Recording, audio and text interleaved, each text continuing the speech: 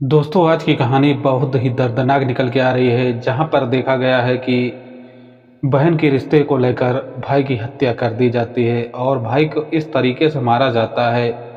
कि देखा जाता है कि सोते समय हमलावर पहुंचते हैं 5 से 6 लोग और भाई को हथौड़े से ठोक कर उनकी हत्या कर दिया जाता है। और यही नहीं, देखा गया है कि माँ को जब इसकी आवाज़ चीख पुकार की लगती है तो माँ को भी बंधक बनाकर और माँ के आंखों के सामने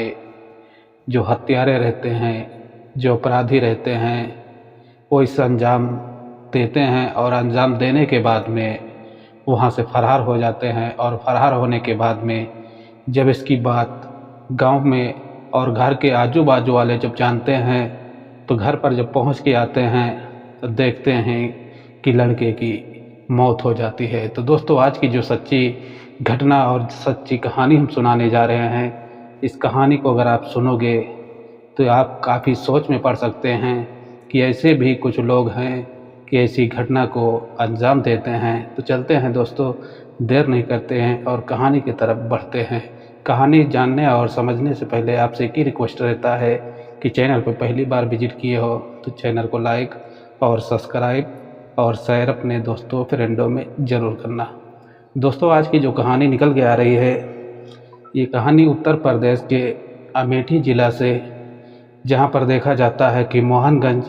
थाने के क्षेत्र के अंतर्गत में शिवा पर एक गांव लगता है, जहाँ पर कहा जाता है कि दिन रात हमलावरे पहुँचते हैं और वहीं पर हमला कर देते हैं। हमला करने के बाद में बताया गया है कि 28 वर्ष का बच्चन उर्फ इंतज़ार, जो बताया गया है कि कुछ ऐसी थोड़ी भी विवादें चल रही थी और उस विवादों में बताया जाता है कि मृतक का नाम बच्चन और पिता का नाम इंतज़ार। जो इस मामले में देखा जाता है कि बच्चन की हत्या हो जाती है और हत्या होने के बाद में देखा जाता है दोस्तों कि माहौल जो है काफ़ी ख़राब हो जाता है। और ख़राब होने के बाद में एरिया में एक सनसनी का माहौल बन जाता है। लोग इस बात को जानकर परेशान हो जाते हैं कि रात में 5 से 6 व्यक्ति पहुंचते हैं और एक व्यक्ति के ऊपर ताबड़तोड़ हमला कर देते हैं। और हमला करने के बाद में जब व्यक्ति मर जाता है तो वहां से अपराधी जो रहते हैं फरार हो जाते हैं। फरार होने के दौरान में दोस्तों कहा जाता है कि बच्चन उर्फ इंतज़ार के जब सामने ही बेटे को पीट पीट कर हत्या कर देते हैं तो चीख पुकार सुनने के बाद में जो आर पड़ोस के लोग रहते हैं इस घटने पर पहुंचते हैं। पहुंचने के बाद में देखा गया है कि वहां पर एक बहुत ही बड़ा हंगामा होता है और हंगामा के बाद में जो अपराधी रहते हैं वहां से फरार हो जाते हैं। फरार होने के बाद में दोस्तों देखा जाता है कि तकरीबी पुलिस स्टेशन जो बताया गया है कि मोहनगंज के थाने से जब इस बात की जानकारी पहुंचती है तो वहां से बताया जाता है कि भारी तादाद से पुलिस जो है मौके पर पहुंचती है और सबको जो है कब्जे में लेती है, पोस्टमार्टम के लिए भेजी जाती है।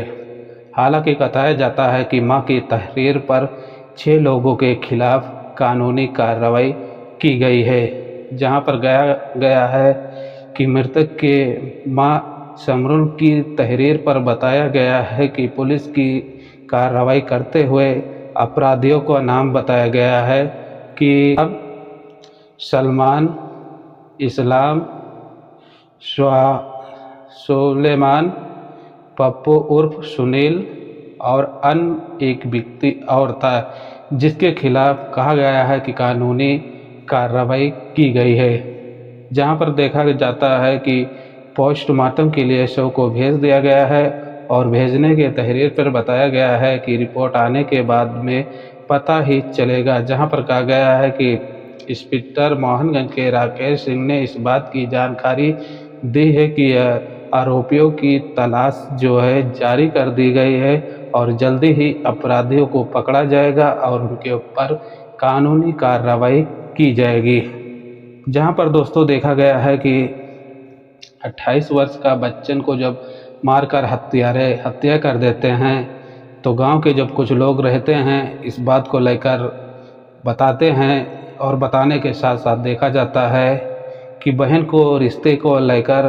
काफ़ी दिन से विवाद चल रहा था। पुलिस ने जांच करने के बाद में इस बात की अपडेट दी है कि बच्चन की बहन की शादी इस्लाम नाम के युवक के साथ हुआ था, जहां पर बताया गया है कि इसको लेकर काफ़ी टाइम से तलाक आने के बाद पिछले कुछ समय से शाहरुख के साथ रह रही थी। इसी बात को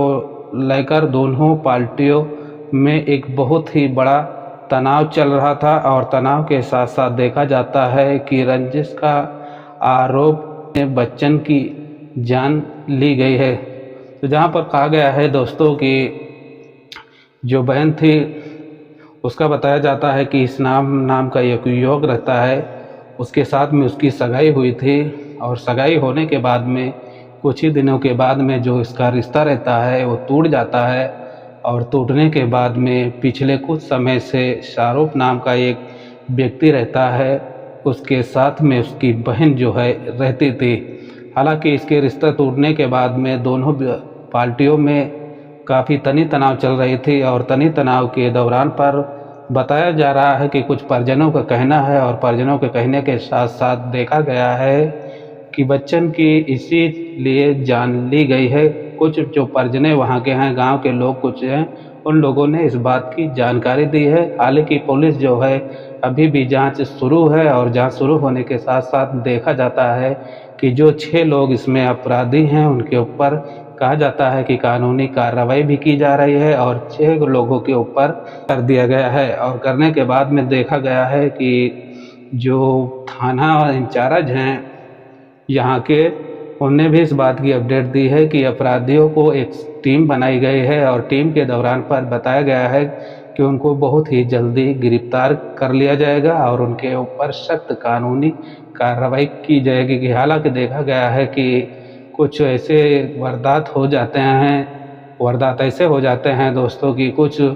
लोगों की लापरवाही रहती है और लापरवाही के साथ साथ देखा जाता है कि कुछ रंजिती दुश्मनी रहती है और दुश्मनी में ऐसा आकर और बच्चन को बताया जाता है कि रात में तकरीबन वो सो रहा था, उसी दौरान पर कुछ लोग पहुंचते हैं और तड़तोड़ उनके ऊपर हमला कर देते हैं और हमला करने के बाद में मार कर वहाँ से फरार हो जाते हैं। फरार होने के बाद में जब इस बात की जानकारी मिलती है तो लोग जो है भारी मात्रा में बच्चन के घर पहुंचते हैं और घर पहुंचने के बाद में देखते हैं वहाँ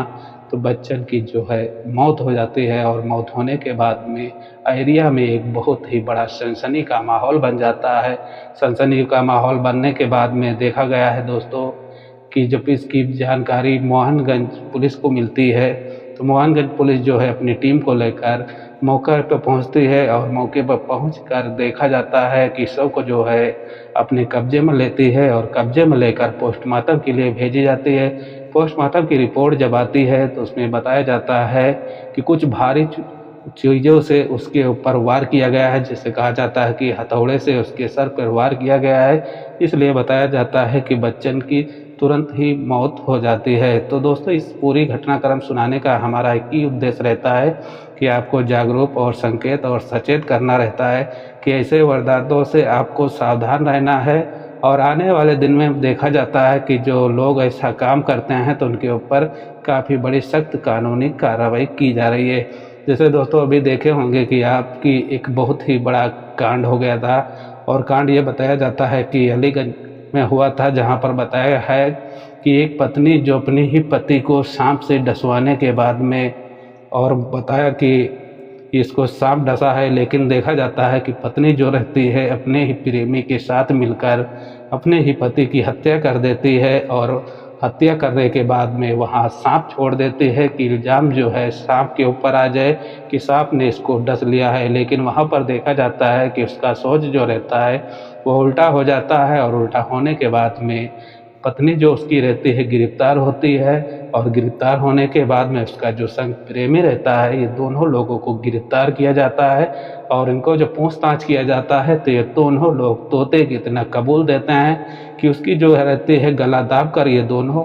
प्रेमी और उसकी पत्नी ये दोनों मिलकर उसकी हत्या किए थे और हत्या का इल्ज़ाम सांप के ऊपर लगा रहे थे। लेकिन ऐसे में देखा जाता है कि पुलिस जो अपनी शक्ति पर आती है तो अच्छे अच्छे जो क्रिमिनल रहते हैं वो टूट जाते हैं और तुरंत ही कबूल देते हैं। तो ऐसे में दोस्तों देखा जाता है कि ऐसी घटनाएं आम हो गई हैं। डेली की डेली कोई ना कोई घटनाएं हैं जो तेज़ी से सामने आती रहती हैं। तो हमारा एक ही उद्देश्य रहता है कि आप लोग को ये कहानी सुनाने और बताने का, कि आपको जागरूक करना रहता है कि आप लोग ऐसे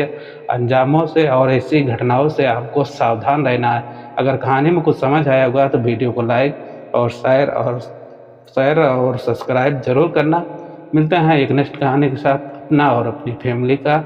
ख्याल रखना। Okay bye.